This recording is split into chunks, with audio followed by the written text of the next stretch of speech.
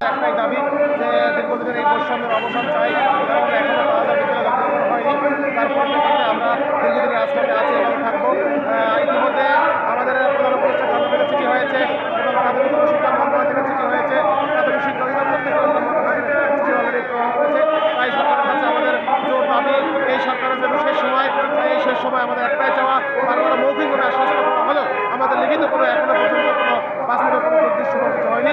তার জন্য আমরা আজকেও আবার সেই সচিবালয়ের অভিমুখে লং মার্চ করে যাচ্ছে। আমাদের একটাই দাবি, আমাদের ন্যায্য দাবি যে দীর্ঘদিনের যে স্কুলগুলো এখনও জাতীয়করণের আওতায় আসতে পারে সেগুলো যেন অনতিবিলম্বে একটা প্রজ্ঞাপন করে আমাদেরকে অন্ততপক্ষে শিক্ষক করতে পারে।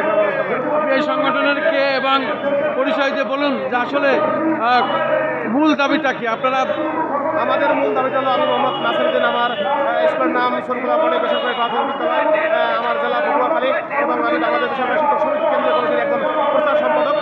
আমাদের মূল দাবিটা হলো যে 2013 সালে আমরা যে বিদ্যালয় জাতীয়করণ হয়েছে, তৎকালীন প্রধানমন্ত্রী যে বিদ্যালয় জাতীয়করণ করেছে ওই একই ক্রাইটেরিয়া থাকা সত্ত্বেও আমার বিদ্যালয়গুলো এখনও জাতীয়করণ আওতায় আসতে পারেনি। শুধু রাজনৈতিক প্রতিহিংসার কারণে জামাত বিএনপির দোহাই দিয়ে আমাদেরকে বৈষম্য করে রেখেছে। সেই জায়গা থেকে আমরা 2013 সালের পর এই রাজপথে আছি এবং এখনও আমাদের যৌক্তিক দাবি যে বিদ্যালয় জাতীয়করণ থেকে বাদ করছে ওই বিদ্যালয়গুলো অনতিবিলম্বে জাতীয়করণের আওতায় আনে, তারপর শিক্ষকদের দীর্ঘদিনের যে ন্যায্য দাবি সেটাকে মেনে নিয়ে সরকার একটা প্রজ্ঞাপন দিয়ে আমাদেরকে বাড়ি ফেরার জন্য ব্যবস্থা করে। শুধু দর্শক, আর কিছুক্ষণ পরে লং মার্চ টু সচিবালয় শুরু হবে। তার আগ মুহূর্তে আমরা কেন্দ্রীয় নেতাদের কিছু সাক্ষাৎ নিলাম এবং তারা তাদের কথা বলছে, তারা আমরা দাবি আদায় না হওয়া পর্যন্ত এই রাজপথ ছাড়বে না, তাতে আমাদের উপরে চাহাই হবে। এই হলো তাদের শেষ কথা।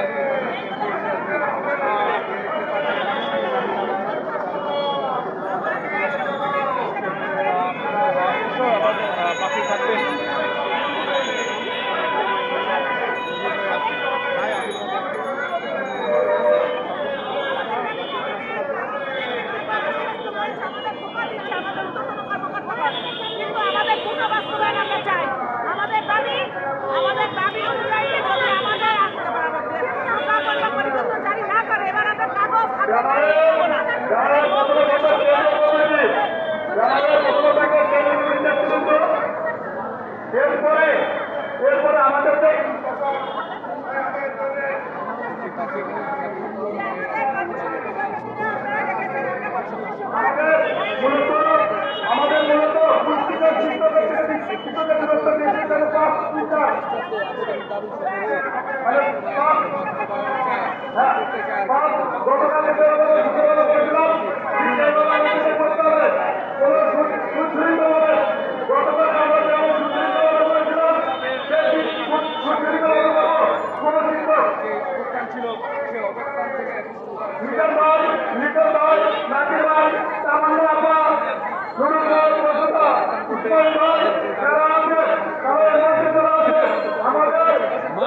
সচিবালয় রওনা হওয়ার জন্য তারা প্রস্তুত হয়েছে। আর কিছুক্ষণ পর তারা রওনা হবে।